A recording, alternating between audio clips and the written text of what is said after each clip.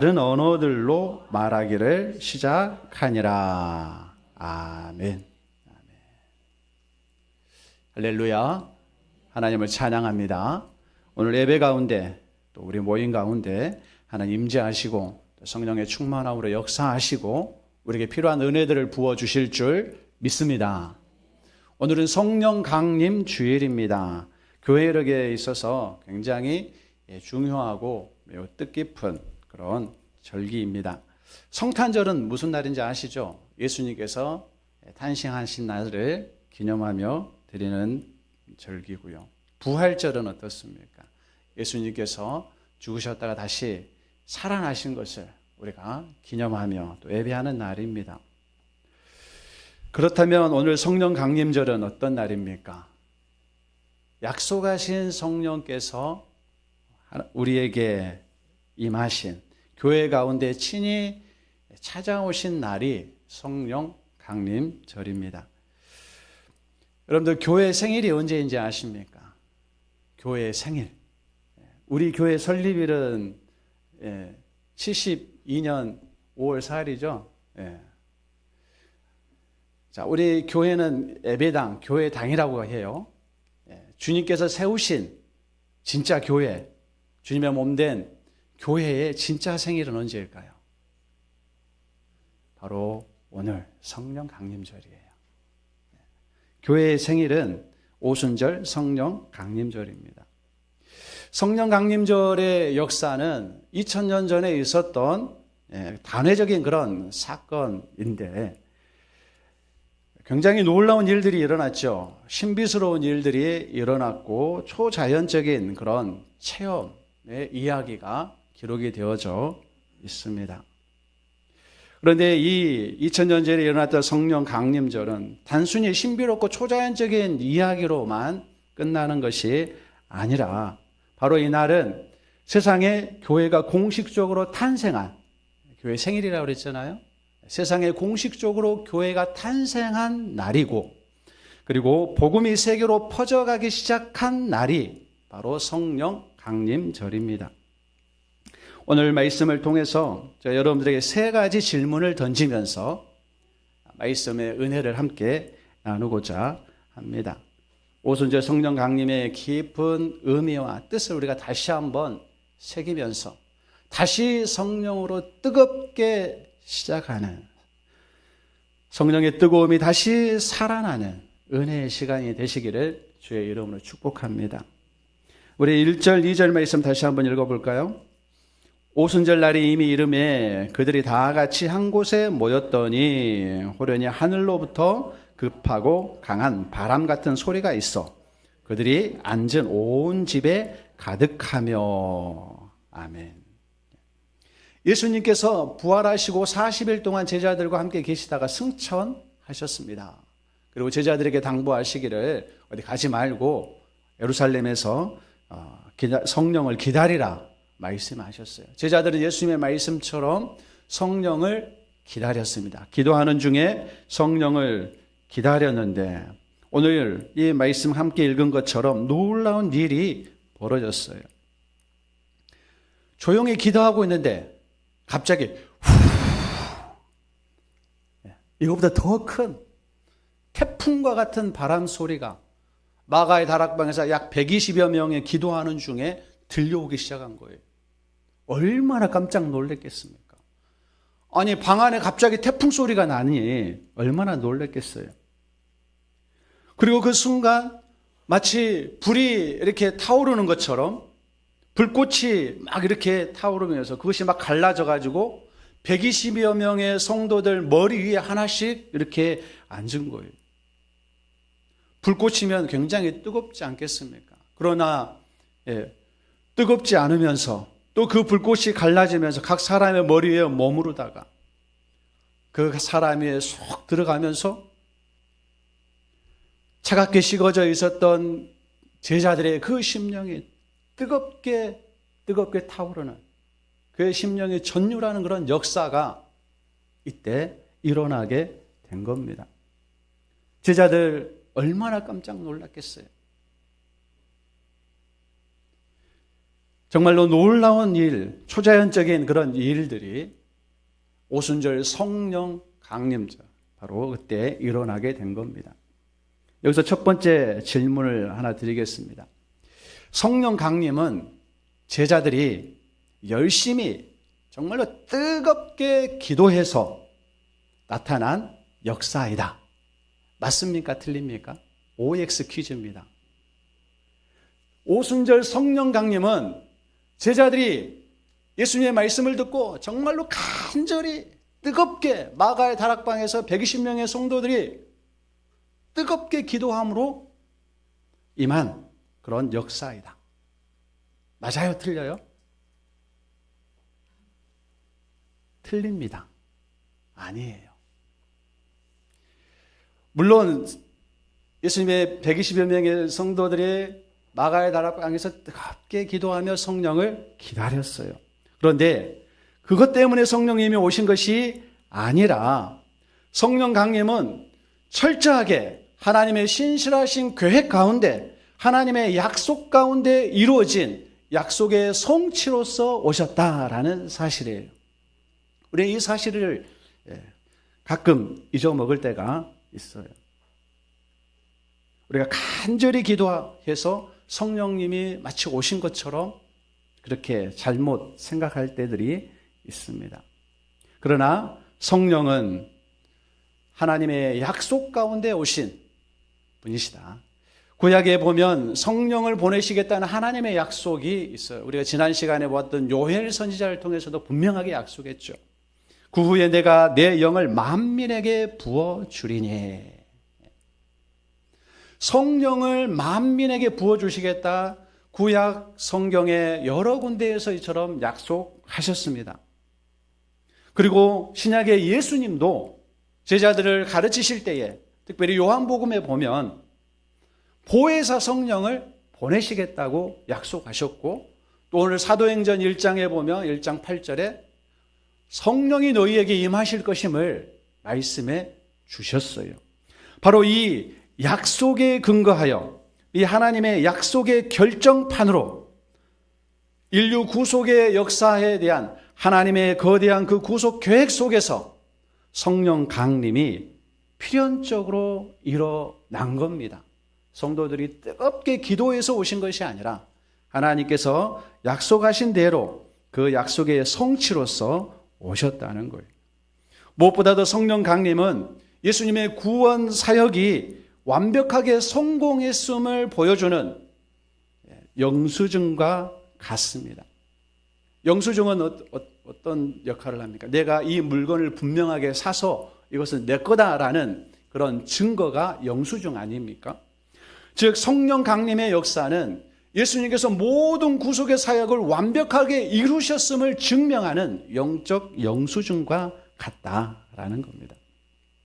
예수님께서 십자가에서 우리를 대속하시고 또 부활하셨고 승천하심으로 말미암아 하나님의 보좌 우편에 앉으셨어요. 하나님의 보좌 우편에 앉으셨다는 것은 예수님께서 만왕의 왕으로 등극하셨다라는 말씀입니다. 만왕의 왕이 되셨어요. 왕으로 즉위하시면서 예수님께서 교회에 당신의 사랑하는 제자들, 백성들에게 선물로 보내신 것이 바로 성령님이십니다. 옛날에 왕이 즉위할 때에 백성들에게 하사품을 내리듯이 예수님께서 왕위로 즉위하시면서 교회에 선물로 보내신 것이 성령이에요. 그래서 성령 강림은 예수님이 온 우주의 참된 왕이시라는 선언과 같습니다.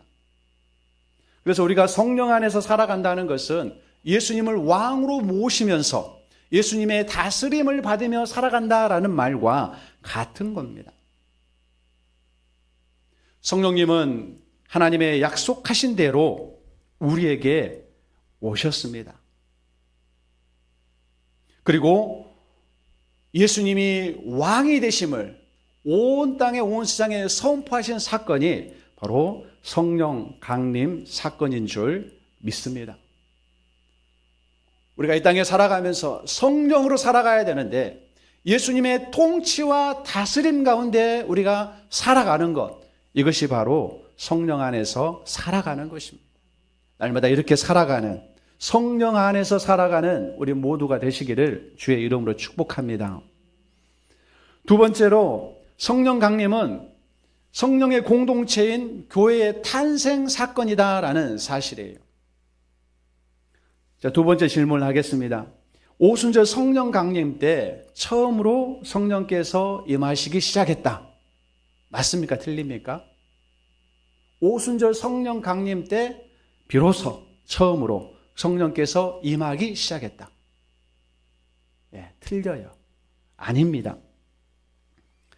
오늘 우리가 본문에서 중요하게 보아야 할 단어는 1절, 다 같이 한 곳에 모였다. 120여 명의 성도들이 다 같이 한 곳에 모인 공동체. 그리고 3절에 각 사람 위에 하나씩 임했다라는 이 단어를 우리가 주의 깊게 살펴보아야 됩니다. 굉장히 중요한 부분이에요. 성령은요, 신약시대에만 있었던 것이 아니라 오순절 성령 강림 때 비로소 시작되어진 것이 아니라 구약시대에도 성령께서는 역사하셨어요. 창조 때에서부터 같이 함께 하셨고요. 모세에게도 임하셨고 다윗에게도 임하셨고 그리고 여러 선지자들 가운데에도 성령께서 임하셨습니다. 그런데 차이점이 있어요. 구약의 성령의 역사는 특별한 직분을 가지고 있는 몇몇 사람들에게만 임했다라는 겁니다. 그리고 특별한 사역, 또 특별한 임무 가운데 일시적인 그런 사역으로 성령께서 역사하셨다는 거예요. 일시적으로 머물렀다가 떠나셨어요. 구약의 성령의 사역은 그랬습니다. 그런데 오순절 성령 강림으로 인하여 성령이 임하셨다는 것은 일시적으로 떠나신 성령이 아니라 이제 아주 눌러 사시는, 우리와 영원히 함께 하시는 그런 성령으로 임하셨다라는 것입니다. 그래서 한번 성령이 임하신 그 분은 다시 올라가셨다가 또 내려오셔야 되는 분이 아니라 구약에는 그랬는데 신약 성령 강림으로 인해서 성령님은 영원토록 우리와 함께 계시는 영으로 임하게 되신 거예요. 그래서 우리가 오늘 본문에서 주의 깊게 보아야 할 단어, 과거 구약에서는 몇몇 사람들에게 또 특별한 어떤 임무 가운데 임했다면 성령 강림을 통해서 모든 성도들에게 그 공동체, 교회에 임했다는 사실과 그리고 몇몇 사람들에게 이렇게 중요한 사람들에게만 임한 것이 아니라 예수 그리스도를 믿는 모든 사람들에게 차별 없이 각각 다 임했다라는 사실입니다. 그리고 한번 임했다가 떠나시는 분이 아니라 영원토록 지속적으로 교회와 우리 믿음의 공동체 가운데 함께 하시는 영으로 임하셨다는 사실이에요. 성령 강림의 굉장히 중요한 부분입니다. 우리가 찬송가 부를 때, 우리 예배전 찬송가 부를 때에도요, 이 성령이여 임하사, 그리고 불로 또 그다음에 또 성령이여 강림하사, 이 부분에 우리가 주의해서 찬송을 불러야 되는 부분이에요. 성령님은 이미 강림하셨어요. 그래서 이 찬송가의 가사의 의미는 성령의 역사가 다시 뜨겁게 일어나기를 구하는, 성령의 충만을 구하는 찬송의 가사로 우리가 이해하면서 불러야 되는 거예요. 성령은 이미 임하셨습니다. 그리고 영원토록 우리와 함께 하시는 분이신 줄 믿습니다. 존 칼빈이 이렇게 이야기했습니다. 오순절을 그리스도께서 자신의 나라를 실제로 이 땅 위에 세우기 시작하신 사건이 성령 강림이다 라고 말합니다. 자신의 나라를 이 땅 가운데 실제로 시작하셨다. 자신의 나라를 교회로 시작하시는데 교회가 시작되어진 사건, 바로 성령 강림이다라는 거예요. 그래서 성령 강림절이 교회의 생일이다 라고 이야기를 하고 있는 겁니다.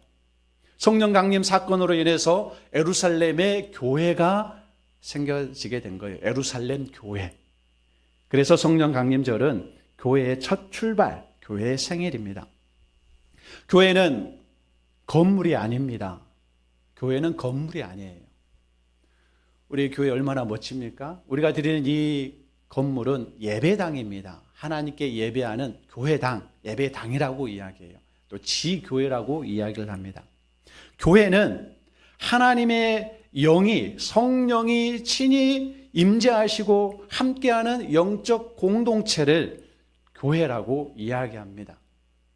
성도들의 모임, 성령이 임재하는, 성령이 함께하는 그런 영적 공동체, 진짜 생명력이 있는 영적 공동체, 성령의 임재가 있는 공동체가 바로 진짜 교회입니다.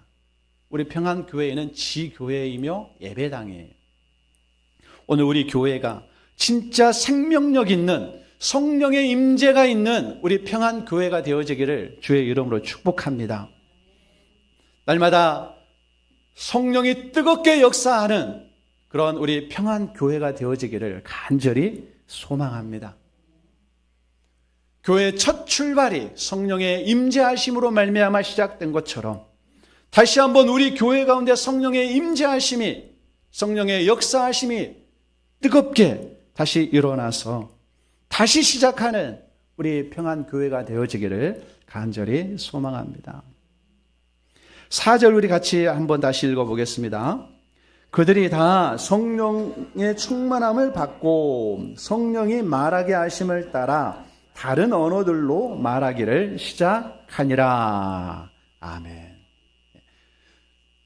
불이 각 사람 가운데 임하고 나서 성령으로 충만함을 받게 되어지고 성령의 말하게 하심을 따라서 다른 언어로 말하기 시작했다. 이것을 두 글자로 하면 방언이라고 합니다. 방언. 많이 들어보셨죠? 방언. 다 아시고 또 하시는 분도 아마 계실 겁니다. 자, 여기서 질문하겠습니다. 자, 오순절날 제자들에게 임한 방언은 개인의 신비한 영적 체험일 뿐이며 본인의 영적 성장을 위해 주신 믿음의 선물이다. 맞습니까? 틀립니까? 다시 한번. 오순절 때 주신 이 방언은 개인의 신비한 영적 체험일 뿐이며 본인의 영적 성장을 위하여 주신 믿음의 선물이다. 맞아요? 틀려요? 예, 아닙니다.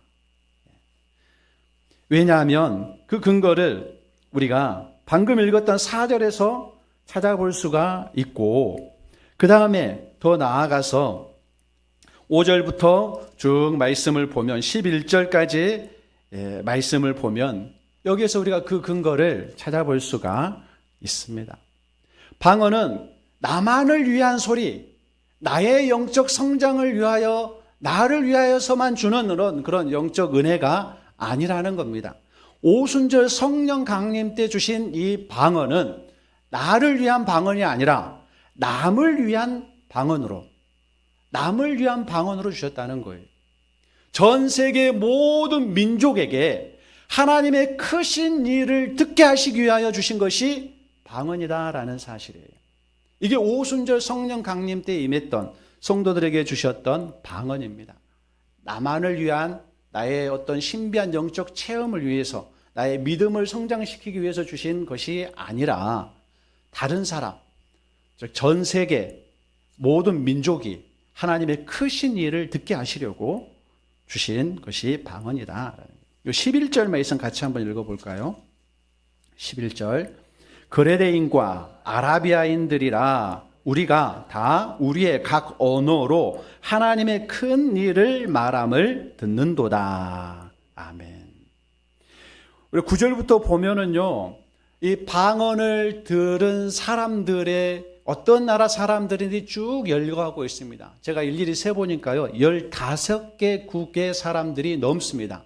15개국, 그보다 더 많은 사람들이에요. 최소 15개국 이상의 사람들이 방언으로 말하는 그 소리를 들은 거예요. 들어보니까 자기 나라 말로 다 들리는 겁니다. 15개국에 더 넘는 언어로 다 들린 거예요. 내용이 뭐냐? 하나님의 큰 일을 말하고 있는 거예요. 하나님의 행하신 큰 일이 뭡니까?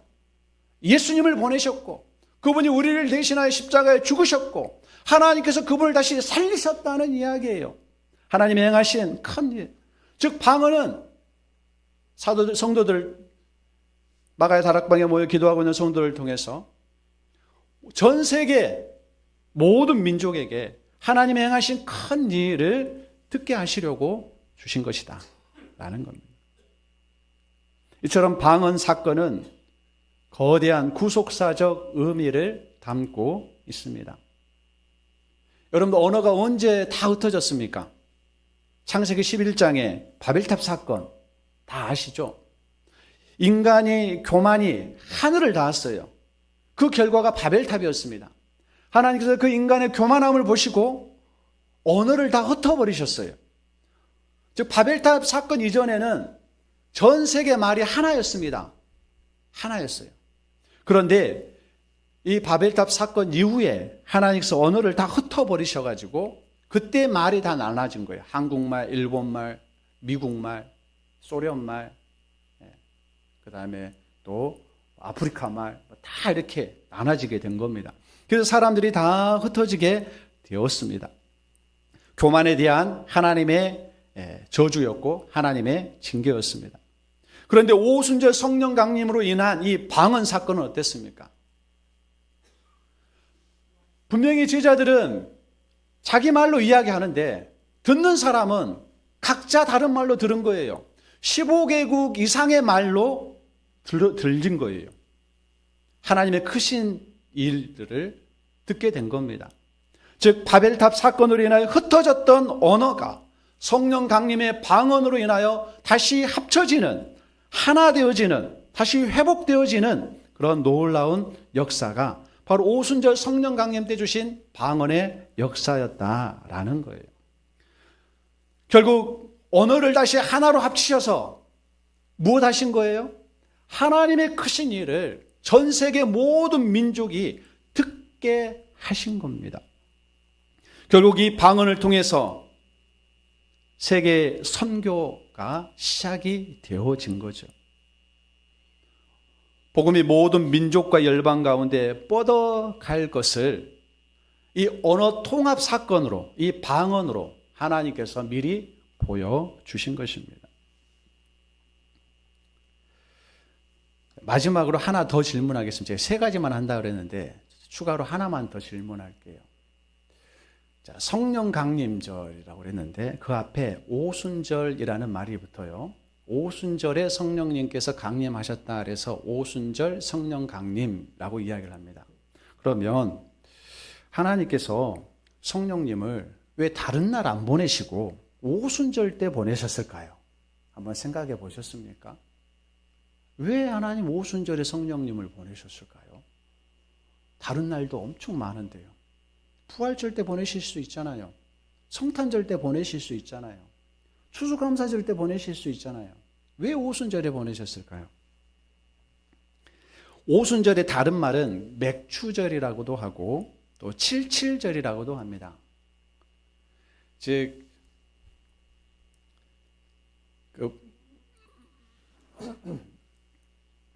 맥추절은 무슨 절입니까? 첫 보리, 첫 곡식을 수확하는 시기를 그때를 감사하며 드렸던 절기가 맥추절이잖아요. 오순절, 6월절 이후 50일째 되는 날, 77에 49잖아요. 그래서 77절, 50일째 되는 날이니까. 그래서 오순절이라고도 하고 77절이라고도 하고 그때 맥추, 즉 보리를 수확하는 시기였기 때문에 맥추절이라고도 합니다. 즉 맥추절은 첫 열매를 거두는 추수의 시기라는 굉장히 중요한 의미를 가지고 있습니다. 하나님께서는 특별히 오순절, 맥추절에 성령님을 보내신 것은 바로 이 첫 열매를 거두는 추수의 의미를 성령 강림과 연결시키고자 바로 성령님을 오순절에 보내신 것이에요. 즉 전 세계 복음이 선포되어지게 하시고 전 세계에 잃어버린 영혼들을 거두는 영적 대추수의 시대가 시작이 되었다는 것을 성령 강림을 통하여 선포하신 사건입니다. 무슨 말인지 아시겠죠? 오순절날 성령님이 일하신 것은 하나님께서 방언을 통해서 언어를 통합하시고 모든 사람들에게 하나님이 행하신 위대하신 일을 듣게 만들고 흩어져 있는 잃어버린 영혼들을 다시 부르시는 그런 영적 대추수의 시대가 시작이 되어졌다. 개막이 되어졌다. 그러한 영적 굉장히 중요한 의미를 가지고 오순절 성령께서 임하셨습니다. 실제로 이 오순절 성령 강림을 통하여 베드로가 복음을 선포했어요. 그 이후에 우리가 2장 이후에 보면 베드로의 설교가 나옵니다. 그 베드로의 설교를 통해서 몇 명이 회개를 하게 됩니까? 3,000명이 회개를 하게 됩니다. 기적과 같은 영적 첫 수학이 이루어지게 되죠. 그래서 예루살렘 교회가 탄생이 되어지고 시작이 되어진 겁니다. 이처럼 성령 강림절은 세계 복음화가 시작이 되어지는, 복음화가 세계화되어지는 선언하는 그런 날이 성령 강림절입니다. 이 영적 대추수의 시대에 하나님께서 우리 교회를 세우셨고 오늘 저와 여러분들을 부르신 줄 믿습니다. 방언을 우리가 성령의 언어라고 이야기를 합니다. 성령의 언어. 성령의 언어. 오순절 때 제자들에게 주셨던 이 방언은 다른 민족에게, 다른 사람들에게 하나님의 위대하신 그 일을 전하게 하기 위해서, 또 그들로 하여금 그 소리를 듣게 만들기 위해서 주신 성령의 언어라면 오늘 우리에게 주신 방언은 무엇이겠습니까? 하나님을 알지 못하는 이 지역 주민들에게, 복음을 알지 못하는 그들에게 하나님의 위대한 일을 선포하는 것, 이것이 하나님께서 오늘 우리에게 주신 성령의 언어, 방언인 줄 믿습니다. 사랑의 언어, 섬김의 언어, 공감의 언어가 바로 성령의 언어이고 오늘 우리가 감당하며 나아가야 할, 즉 영적 대추수의 시대에 우리를 부르신 그 하나님의 부르심에 합당한 삶을 사는 모습인 줄 믿습니다.